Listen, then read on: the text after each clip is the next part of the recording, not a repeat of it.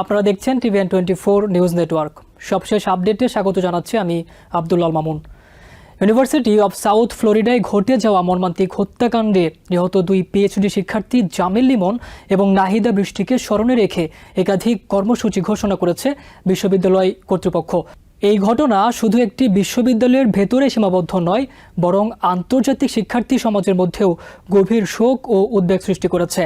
বিশ্ববিদ্যালয় জানিয়েছে, আগামী শুক্রবার বিকেল 4টায় ক্যাম্পাসের ক্রেসেন্ট হিলে একটি ভিজিল বা স্মরণসভা অনুষ্ঠিত হবে। এই আয়োজন হবে নীরব ও সম্মানজনক, যেখানে শিক্ষার্থী, শিক্ষক, কর্মকর্তা এবং স্থানীয় কমিউনিটির সদস্যরা একত্রিত হয়ে নিহতদের স্মৃতির প্রতি শ্রদ্ধা জানাবেন। একই সঙ্গে তাদের পরিবারের প্রতি সমবেদনা প্রকাশ করা হবে। এছাড়া বিশ্ববিদ্যালয়ের ক্রীড়া কার্যক্রমেও তাদের স্মরণ করা হচ্ছে। বৃহস্পতিবার এবং শুক্রবার হতে যাওয়া হোম বেসবল এবং সফটবল ম্যাচের আগে 1 মিনিট নীরবতা পালন করা হবে। পাশাপাশি একটি ভিডিও ট্রিবিউট প্রদর্শন করা হবে, যেখানে তাদের জীবন, অর্জন এবং প্রিয় মুহূর্তগুলো তুলে ধরা হবে। গত 17 এপ্রিল নিখোঁজ হন এই দুই শিক্ষার্থী।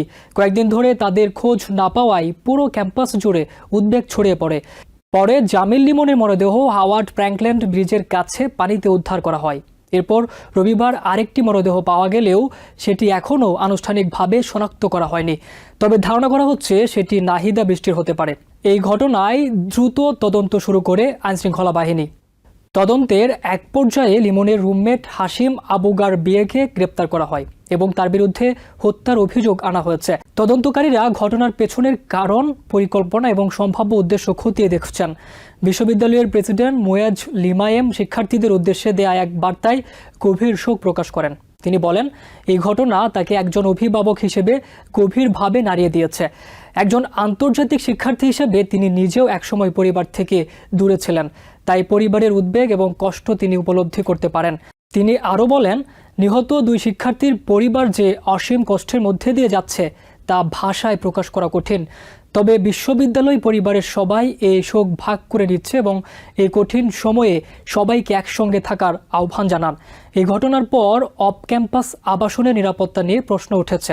নিহতদের পরিবার ও বন্ধুদের অভিযোগ, আগে থেকে কিছু নিরাপত্তাজনিত সমস্যা নিয়ে অভিযোগ করা হয়েছিল, কিন্তু তা যথাযথভাবে গুরুত্ব পায়নি। বিশ্ববিদ্যালয় জানিয়েছে তারা ইতিমধ্যে এসব বিষয়ে পুনর্মূল্যায়ন শুরু করেছে এবং আইনশৃঙ্খলা বাহিনীর সঙ্গে সমন্বয় করে তদন্ত চালিয়ে যাচ্ছে।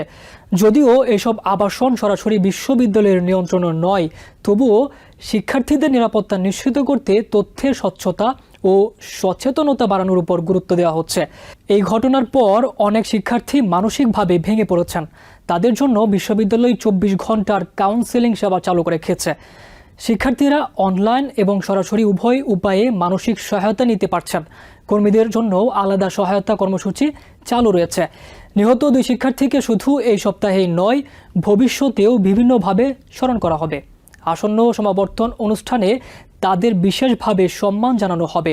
এছাড়া বিশ্ববিদ্যালয়ের স্থায়ী স্মৃতিস্তম্ভে তাদের নাম যুক্ত করা হবে। প্রতি বছর যে স্মরণানুষ্ঠান আয়োজন করা হয়, সেখানে তাদের আনুষ্ঠানিকভাবে অন্তর্ভুক্ত করা হবে। বিশ্ববিদ্যালয় কর্তৃপক্ষ জানিয়েছে তারা নিহতদের পরিবারের সঙ্গে নিয়মিত যোগাযোগ রাখছে এবং প্রয়োজনীয় সহায়তা প্রদান করছে। এই ঘটনা আবারও প্রমাণ করেছে বিদেশে পড়তে যাওয়া শিক্ষার্থীদের নিরাপত্তা নিশ্চিত করা কতটা গুরুত্বপূর্ণ।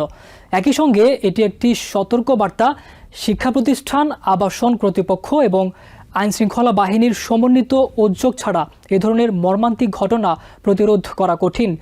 এই দুই শিক্ষার্থীর মৃত্যু শুধু একটি ক্ষতি নয়, এটি একটি গভীর শোক যা দীর্ঘদিন ধরে সবাইকে নাড়িয়ে দেবে।